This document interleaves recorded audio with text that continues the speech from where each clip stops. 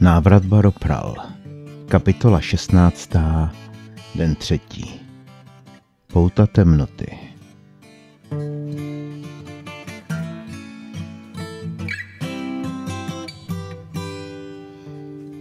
Našel si někoho ze starých kámošů. Uslyšel ve sluchátku hlas svého šéfa Filip, aniž by přestal sledovat jen spoře osvětlené Smetanovo náměstí, protože Tomáš se stále nevrátil domů. Zatím ne, ale mám stopu, kam zmizel Saša. Žádná jména, to už jsme snad probírali nejméně 1000krát. Jasný, šefe. Tak s tím pohni. Perník je mrtvý zboží. Teď začínáme léčit ADHD. Takže síť zprovoznit musíme co nejdřív. Konkurence se zvedá všude kolem. Nebojte, vím, že musím být opatrný. To jo, nelámej to přes koleno. Ale obchod nepočká.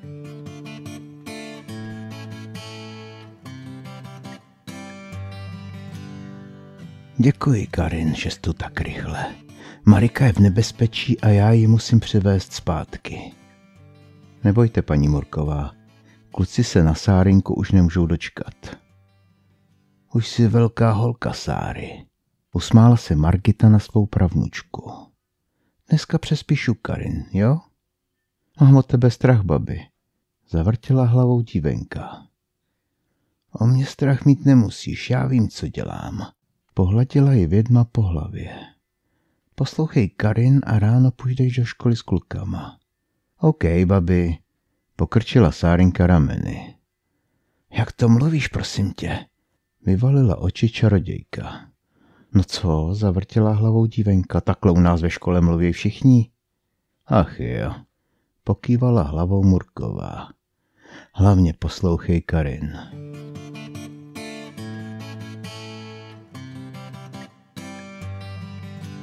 Vím, že tvůj bratr zavraždil mého syna. Stiskla kostlivá ruka rameno ještě silněji. Tibor nikdy nikomu neublížil. Zírala do prázdných očních důlků Marika. Střílel po něm, na mém pohřbu. Skřípalo mezi černalými vykotlanými zuby. Eržébet? Zašeptala Marika si zavřenými ústy. A koho čekala? Nepřestávaly dívku hypnotizovat ty temné dolíky v seschlém obličeji. Střílel jak smyslu zbavený. Slyšela jsem ho, jak se má rakev propadla do propasti. Do hlubin temnoty půdy hřbitova protkané smrtí. Jen tak se mi podařilo vymanit z okovů té čarodejnice. Tvojí prabáby. Tibor tvého syna nezastřelil. To on, tvůj syn, přivedl mého bratra na hranici smrti. To on prohnal střely jeho hrudníkem a ty jen zázrakem minuli srdce. Tak kdo je tady vrah? Tibor? Nebo Žiga, který má na svědomí nespočet životů? To on zavraždil otce mé matky, kterou předtím znásilnil. A když zákeřně zabil jejího Baropral, byl to jen začátek. To díky jemu jsem nikdy nepoznala svoji mámu. Skutečnou mámu. Lžeš, zaskřehotal Mule. Jsi stejná mrcha jako celá tvoje rodina. Tou čarodějnicí Murkovou počínaje. A já teď pomstím všechny ty křivdy. Nikdy se už nevrátíš, to ti nedovolím. Za ty nekonečné roky samoty tady v té díře jsem nabrala hodně síly. V temnotě téhle rakve si budeš užívat stejné utrpení jako já. Zapomeň, že svoji rodinu ještě někdy uvidíš. Proč bys to dělala? Tvůj syn žije. Začalo Marice docházet, v jaké pasti se díky svému impulzivnímu až nekontrolovatelnému jednání ocitla.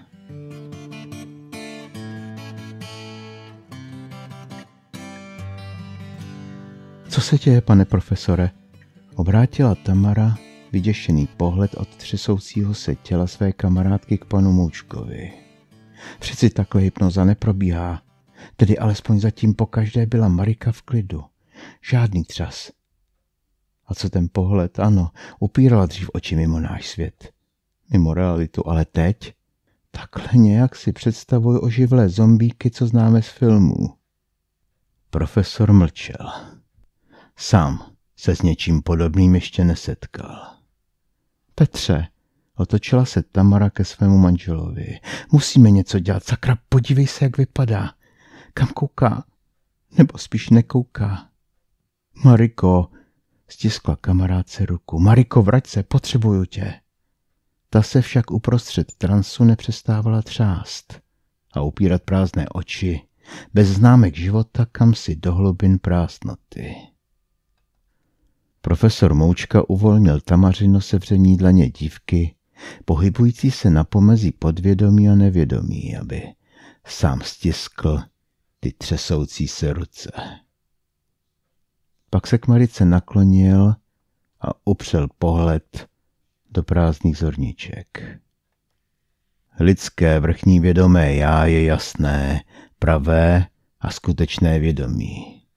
Duše, a nejen ta vaše, Mariko, však disponuje ještě druhým já, mocným, podvědomím, v němž se ukrývá druhá osobnost.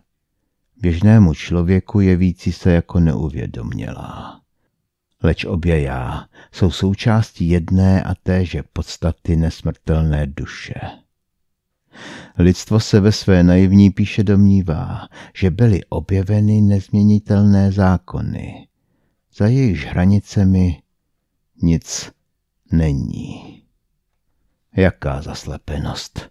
Kromě světa mechanického je ještě jiný svět. Svět mechanický a parapsychologický zároveň, tedy svět neznámý a skrytý. Pro mnohé z nás naprosto nepochopitelný a proto jej lidstvo zavrhuje jako nesmysl. Vy, Mariko, však nadsmyslno ovládat dokážete. Proniknout do toho světa a je na vás, abyste teď ovládla svoji duši. Abyste nepodlehla zlu, na které jste v bludišti Esplan a mimo světa narazila. Jste ten nejsilnější člověk, kterého jsem dosud měl možnost potkat. Postavte se tomu. Vraťte se domů do svého skutečného života. Do našeho světa.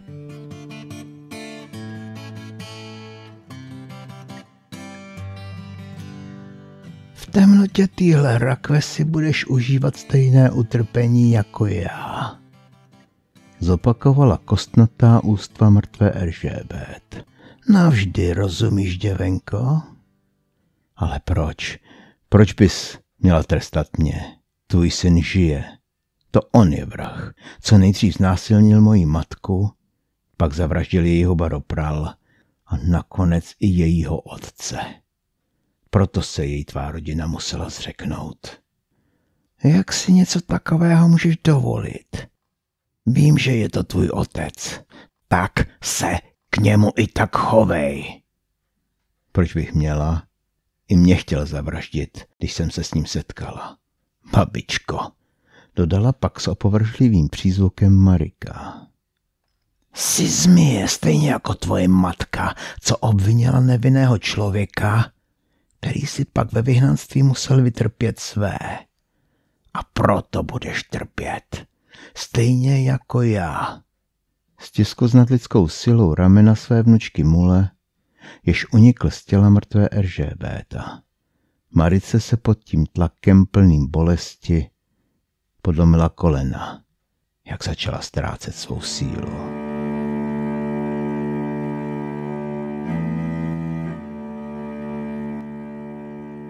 Postavte se tomu, vraťte se, zaslechla odkud si z dálky povědomý hlas. Pokusila se vzepřít, ale ta kostlivá stvůra ji odmítala pustit a ona neměla dost sil, aby se mohla vzepřít. Mariko, vrať se, potřebuju tě. Zazněl jí v hlavě hlas své kamarádky, Tamary.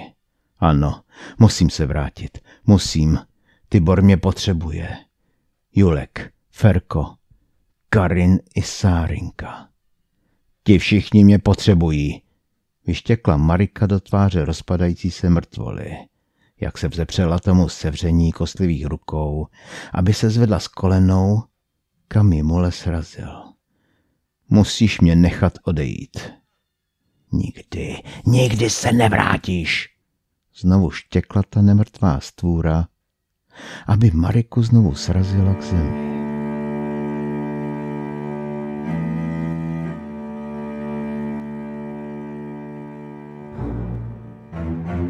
Vzpomeň si, Eržébet, zaznělo prázdnotou. Vzpomeň si na den, když jsme se loučili, aby ses mohla vydat na cestu věčnosti. Babičko, zašeptala Marika. Co tady chceš, ty stará čarodějnice? Zaměřil Mule svou zlost k hlasu Margity Murkové. Vím, jakou bolest si snesla celý život. Znovu se ozval laskavý hlas staré vědmy.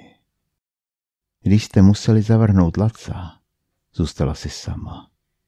Tvůj manžel zahořkl a vy oba jste přestali žít. Ale naše ženy jsou silné, silnější, než si muži myslí. Žijeme, i když ztratíme důvod žít. A co já s tím? Znovu zaskřípal hlas mrtvé Eržébet. To díky tvojí proklaté rodině jsem zůstala tady uprostřed věčné temnoty. Vím, že tě jsem do tohohle města tvůj syn nepřivedl z lásky k matce, že tě přivedl jen proto, aby jeho ovečky viděli, jak se stará o rodinu, aby se mu klaněli. Mule jakoby najednou došla slova, jakoby nevěděl, co říct. Vzpomeň si, Eržébet, co jsi mi řekla, když jsem tě vyprovázela z našeho světa.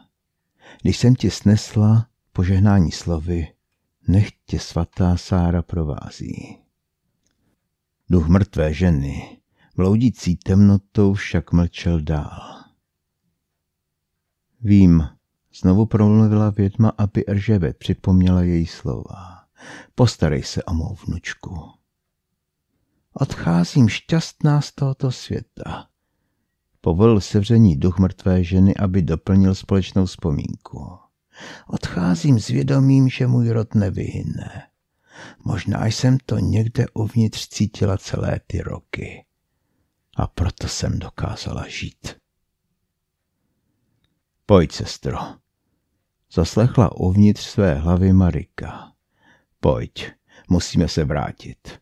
Julek a Ferko nás potřebují. A Baro pral, tady svou Bary Pen nenechá.